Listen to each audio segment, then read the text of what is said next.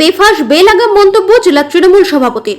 এবার তালিবানি কায়দায় বিজেপিকে হুমকি। বিজেপি বিধায়কের গলায় অ্যাসিড ঢেলে কণ্ঠ বন্ধ করে দেওয়ার হুঁশিয়ারি। এলাকায় বিজেপি করলে বয়কট করে পতাকা ছিঁড়ে দেওয়ার নিদান। সাংসদকে পেটানোর হুঁশিয়ারি। তুমুল বিতর্কে মালদা জেলা তৃণমূল সভাপতি আব্দুর রহিম বক্সী।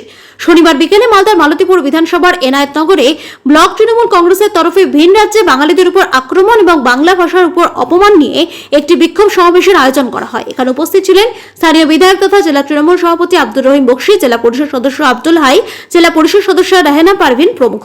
সেখানেই মঞ্চ থেকে ফের বিতর্কিত মন্তব্য রহিম বক্সীর। শিলিগুড়ির বিজেপি বিধায়ক শঙ্কর ঘোষকে নাম না করে তিনি বলেন, যে বিজেপি বিধায়ক বিধানসভায় বাংলার পরিযায়ী শ্রমিকদের বাংলাদেশি রোহিঙ্গা বলছে, তার গলায় এমন করে অ্যাসিড ঢালবো যাতে কণ্ঠ বন্ধ হয়ে যায়। বিজেপি শাসিত রাজ্যে বাংলার লোক খুন হচ্ছে, এখানে যারা বিজেপি করছে প্রতিবাদ করছে না, তাই এলাকায় বিজেপি করা যাবে না। মানুষকে বলবো বয়কট করুন, বিজেপির পতাকা ছিঁড়ে দিন। এদিকে চাঁচল থানায় বিজেপি কর্মীদের মিথ্যে মামলা দেওয়ার অভিযোগে 24 ঘন্টা অবস্থান বিক্ষোভ করেছে উত্তর মালদার বিজেপি সাংসদ খগেন মুর্মু। এই কর্মসূচিকে অগণতান্ত্রিক বলে বিজেপি সাংসদকে বেড়া দিয়ে পেটানোর হুমকি দেন। যদিও তার এই ধরনের বিতর্কিত মন্তব্য নতুন নয়, বিভিন্ন কর্মসূচি থেকে বারংবার বিরোধীদের বেলাগাম আক্রমণ করেছেন তিনি। যদিও নিজের মন্তব্যের সপক্ষে সংবাদ মাধ্যমের সামনে জেলা সভাপতির দাবি, আমি কোনো অগণতান্ত্রিক বক্তব্য রাখিনি। এই নিয়ে পাল্টা তৃণমূলকে তীব্র কটাক্ষ করেছে বিজেপি। আর এই নিয়ে শুরু হয়েছে রাজনৈতিক চর্চা। যারা কাজ করে বাইরে পরিযায়ী শ্রমিক, তারা কেউ বাঙালি নয়, পশ্চিমবাংলার নয়, তারা রোহিঙ্গা, তারা বাংলাদেশি। এই চিৎকার করে তিনি বললেন, আমি কখনো বলেছিলাম, আজকে বলছি, যদি পরে তোমার মুখে দিয়ে এই কথা অনেকভাবে শুনি, আমরা বাঙালিরা বাংলাদেশি, আরেকবার যদি শুনি আমরা বাঙালিরা রোহিঙ্গা, তোমার মুখের ভিতরে তোমার কণ্ঠটাকে পুড়িয়ে ছাই করে দিব, পুড়িয়েটা চেনে রাখো। এটা পশ্চিমবঙ্গ, এটা আমরা বাঙালিরা, তোমার মুখের কথা বলার জায়গা রাখো না, এসি দিয়ে তোমার মুখ থেকে পুড়িয়ে দিব, তুমি এটা চেনে রাখো। আমার যে হুঙ্কার দিয়েছে যন্ত্র, আমরা বলছি না যারা বিজেপি করছে তারা খারাপ, আমাদের এখানকার বিজেপি করছে তারা, তাদেরকে ফোন করছে আমরা, তাদেরকে সমর্থন করি। গণতান্ত্রিক দেশ, কিন্তু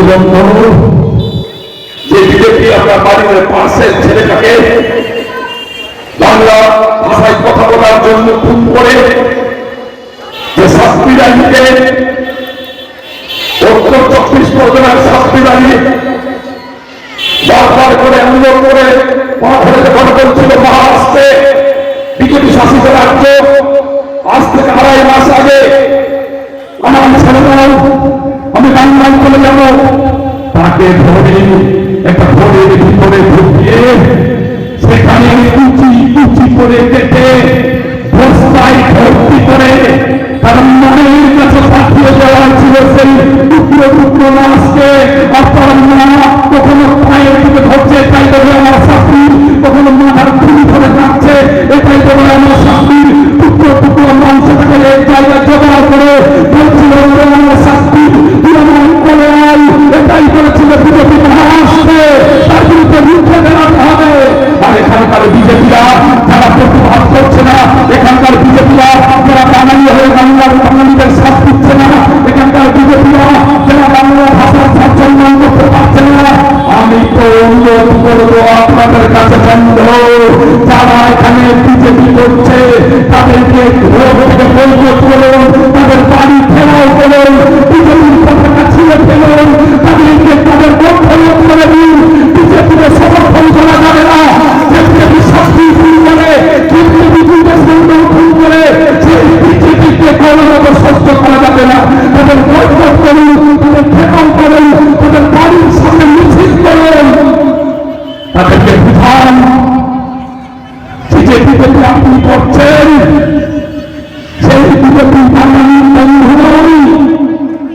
তাদেরকে বুঝান যে বাংলা ভাষা আপনি কথা বলেন, সে বাংলা ভাষাভাষীদের বন্ধু নদী নয়, সুবর্ণ অধিকারী নয়, সে বাংলা ভাষায় কথা বলেন, সে বাংলার বিজেপিরা পছন্দ করে না। বিজেপির সাংসদ ধরে যদি এরকমের অগণতান্ত্রিক আন্দোলন করতে দেখেছি বন্ধু, আমাদের গ্রামে ফুটবল না হয়, ফুটবল দেখেছেন, ফুটবলার বাড়ি পড়বে পুরীতে, ধরাম ধরাম করে আওয়াজ হবে বন্ধ, গণতান্ত্রিক আন্দোলন আমরা বাঙালিরা সহ্য করব না। রহিম বক্সির মতো এমন নির্লজ্জ অশিক্ষিত লোক মালদা জেলার রাজনীতিতে আসেনি। তিনি আজকেও ভারতীয় জনতা পার্টির বিধানসভার চিফ হুইপ শঙ্কর ঘোষের সম্বন্ধে যে সমস্ত কথা বলেছেন, অ্যাসিড ঢেলে দেব, পিটিয়ে মারব, বিজেপির ফ্ল্যাগ পুড়িয়ে দেব, সমস্তটাই তিনি অগণতান্ত্রিক অসাংবিধানিক কথা বলছেন। এবং তার পার্টি তাকে কিভাবে জেলা সভাপতির পদে রেখে দিয়েছে, এটা ভাবতে আমাদের আশ্চর্য লাগছে।